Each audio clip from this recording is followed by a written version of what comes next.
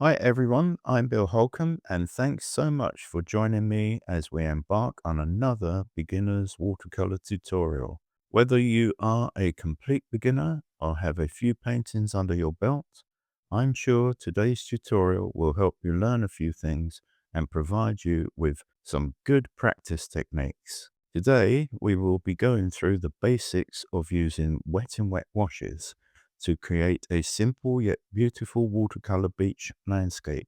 The best part, you only need four colors, four brushes, and a very small piece of paper to get started. So grab your paints, get comfortable, and let's get painting.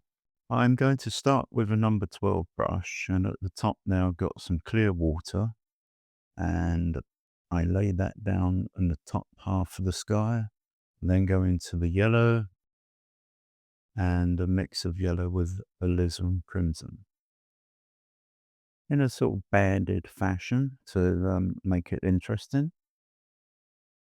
There are a couple of distant small islands there which you can go over at this stage.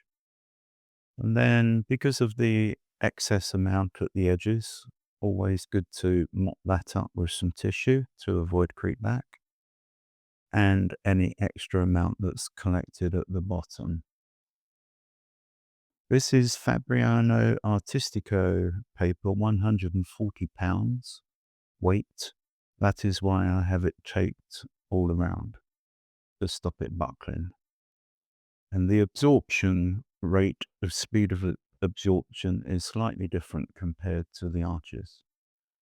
So then we laid some blue at the top, and then we're doing some of the cloud formations with the stronger mix. And here you can resort to a smaller rounded brush, as I have done. You could go to something like a number 8. And brush sizes do vary tremendously from one brand to another. But people do ask me to mention it as a guidance. But you can tell by looking on the screen how wide they are. Starting to collect some moisture again, some liquid, I should say, at the edges, and therefore I'm mopping that up again as quickly as possible. Then for the ocean, we have a reflective situation in as much as we're trying to emulate the sky colors in the water. If you are enjoying this tutorial, please click the like button or leave a comment below. Another way of drying up the excess water and pigment is using a thirsty brush, as I just demonstrated. And whilst wet, you can dip into the blue, work your way up from the bottom, and then into the darker mixture. And purposefully again, leaving little gaps, like in strands.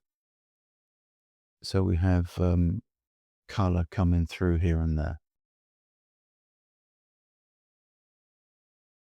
Dry that off with a hairdryer. Then for the two distant islands there, lay down some water first of all, clear water, with a smaller brush, something like a number 4. And if you need to, go to a number 2 for more accuracy.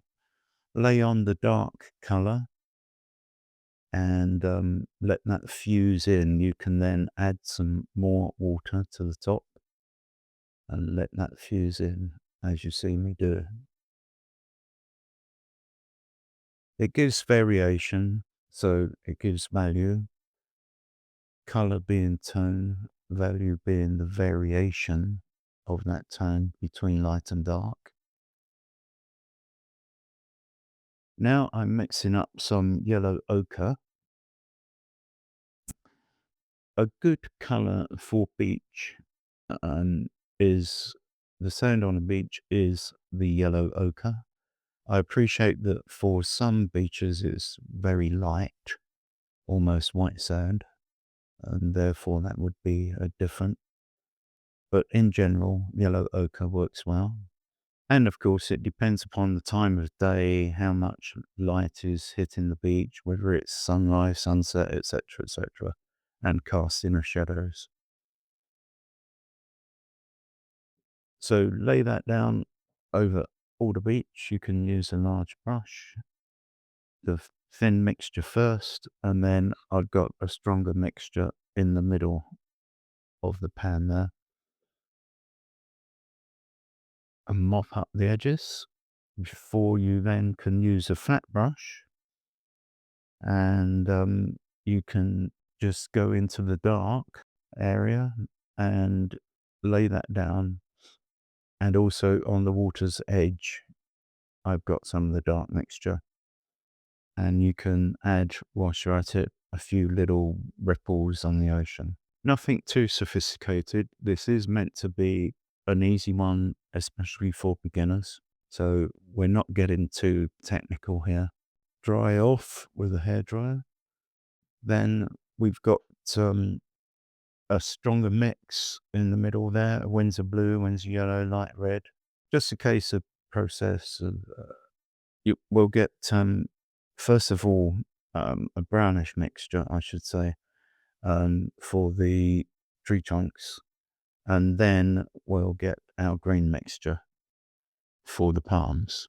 If you add Windsor yellow, Windsor blue, and then a touch of red, whether it's alizarin or Scarlet Lake, you'll get more of an olive color, just for reference.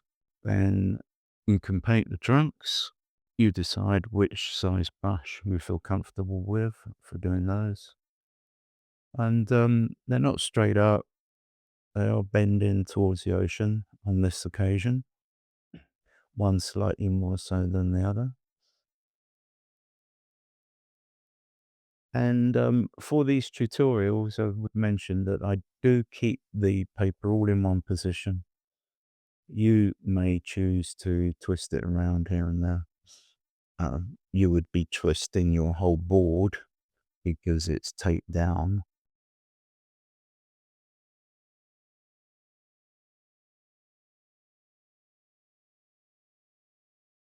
And then you can show a few grasses around the bottom of the trees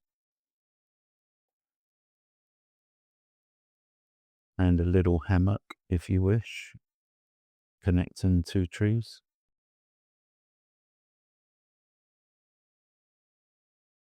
And for those, I'm using a number 2 brush for more accuracy.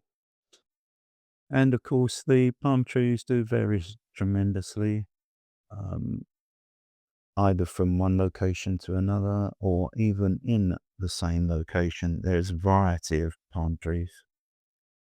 So just study those and see what's prevalent in the location so that you could get that as accurately as possible.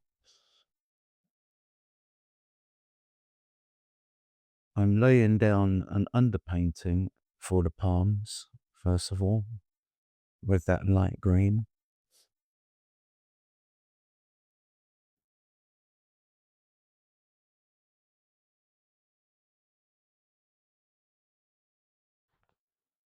We're a long way through the painting. We're 3/4 through.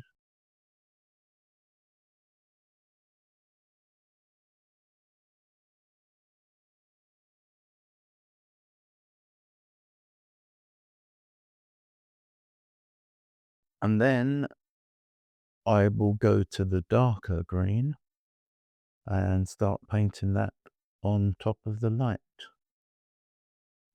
So we got some of the light green showing through here and there, as well as the dark.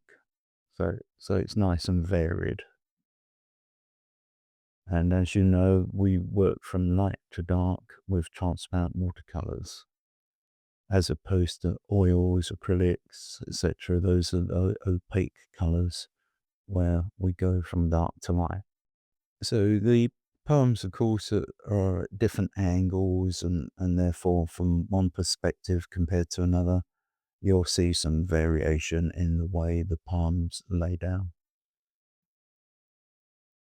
Those that are straight up, tend to have that banded image to them, where the leaves go straight across the main structure. Do try it. It's very good to try this. Um, Build up your techniques very quickly and easily with this painting. Nothing too complicated. And also, you'd be experimenting with a different paper with the Fabriano Artistico compared to the Arches. Some people say to me, "Hey, Bill, can you please paint on different papers?" And that's why I've chosen this one, because I think Arches is the best, but I would consider this one number two compared to Arches.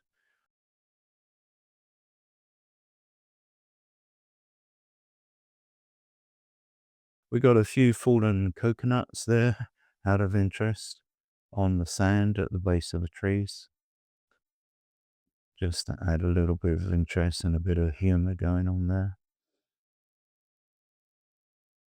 And then just some finishing touches and know when to stop. No need in overdoing this, because it is a simple scene, and we could add a lot more detail and different parts here and there, and it's not necessary.